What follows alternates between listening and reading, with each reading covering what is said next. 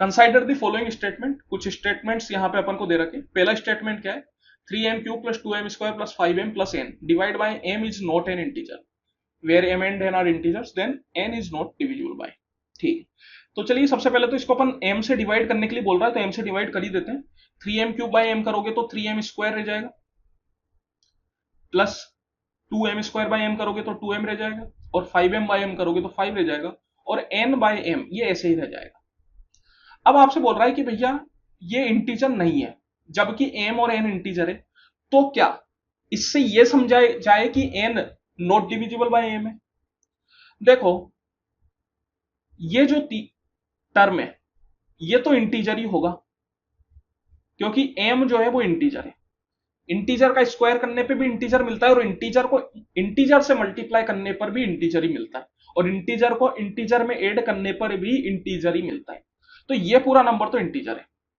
अब ये पूरा नंबर इंटीजर नहीं है, पूरा नंबर मतलब ये 3 नंबर इंटीजर है, ये पूरा नंबर अगर इंटीजर नहीं है, जैसा कि क्वेश्चन में बोला गया है कि इज नॉट एन इंटीजर, इसका मतलब ये है कि ये वाला टर्म इंटीजर नहीं रहा होगा, क्योंकि इंटीजर में अगर मैं कभी भी रेशनल नंबर ऐड करता हूं या इंटीजर में मैं नॉन इंटीजर ऐड करता हूं, तो ओवरऑल क्वांटिटी मेरे को इंटीजर नहीं मिलती।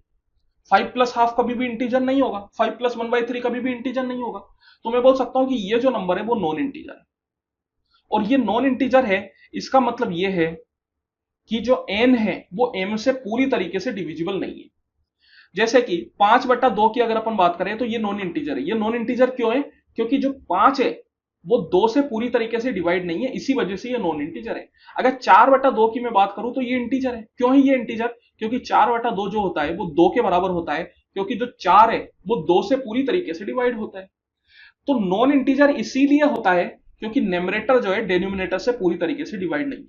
तो अगर ये नॉन इंटीजर है तो अपन यही अर्थ इसका निकालेंगे कि n जो है वो m से डिविजिबल नहीं है। मतलब ऑप्शन नंबर 1 अपना सही ऑप्शन है। दूसरे ऑप्शन पे चलते हैं, मतलब ऑप्शन क्या, कथन पे चलते हैं। 5 × 8 की पावर m + 2 की पावर 3m। 8 की पावर m को अपन क्या लिख सकते हैं, इसको वही 2 की पावर 3m लिख सकते हैं अपन, प्लस 2 की पावर 3m। 2 की पावर 3m यहां पे कॉमन आ जाएगा, तो क्या बन गया ये 5 + 1 6।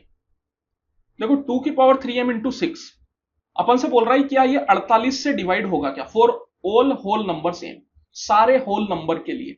यहां पे अगर मैं m की वैल्यू 0 डाल दूं, सबसे छोटा होल नंबर क्या होता है, 0 होता है। अगर मैं m की वैल्यू 0 डाल दूं तो m = 0 डालने पे क्या आ रहा है, ये 2 की पावर 0 1 6, 1 × 6 6 6 रह गया। क्या 6 48 से डिविजिबल होता है क्या? बिल्कुल नहीं होता। दैट मीन्स ये कथन गलत है। तो ओनली 1, पहला वाला ऑप्शन सही है, दूसरा वाला गलत है।